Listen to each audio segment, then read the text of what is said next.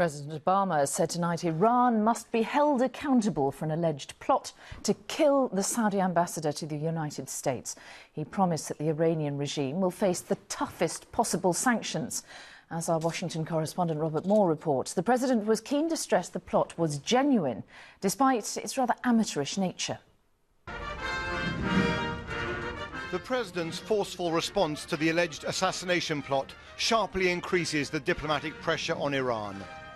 He was greeting the South Korean leader at the White House, but his mind was on the question of whether the Iranian threat has suddenly changed. This is not just a dangerous escalation, this is part of a pattern of dangerous and reckless behavior by the Iranian government. But why would Iran work with this used car salesman with a criminal past? And was Mansour Ababsia really operating with the knowledge of senior Iranian officials? Yes, says the president. He had direct links, was paid by and directed by individuals in the Iranian government. Now, those facts are there for all to see.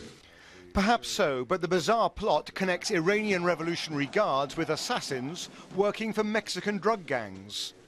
Some experts remain skeptical about the link, but one former advisor to President Bush says the White House must now change course. I mean, this plot is really a repudiation, I think, of the policy that we've been following, of trying to reach out and feel that some kind of accommodation could be reached with them. I think this is a clear statement that no accommodation can be reached and that they are at war with us. So we need to draw the conclusions. We have enormous capabilities to strike back at them. The plot against the Saudi ambassador Adel al-Jaber was foiled, and America is moving quickly to mobilize international opinion against Iran. The president ruled nothing out when it came to a U.S. response. Now, we don't take any options off the table in terms of how we operate with Iran. The White House today released a photo of the president in the Situation Room as he praised the intelligence agencies for their disruption of the planned attack. But what is less clear tonight is what the U.S. does next, apart from a tightening of economic sanctions.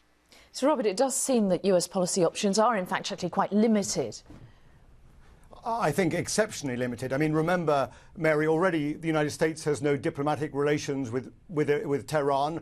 Already there are widespread, extensive sanctions against Iran. And I think the military option is far-fetched. Frankly, at this point in the political calendar, almost inconceivable. So there are no good options for President Obama. And I think there's another issue at play here, which is some kind of trust deficit with the US intelligence agencies. After the fiasco of Iraq's weapons of mass destruction, do we still trust the analysis of the CIA and the investigations of the FBI? There are many experts who say this plot just doesn't add up. Would Iran really outsource an act of war on US soil to a Iranian US used car salesman and to Mexican assassins? It seems unlikely, it seems implausible. So lots of questions tonight still swirling around this story. All right, Robert in Washington, thank you.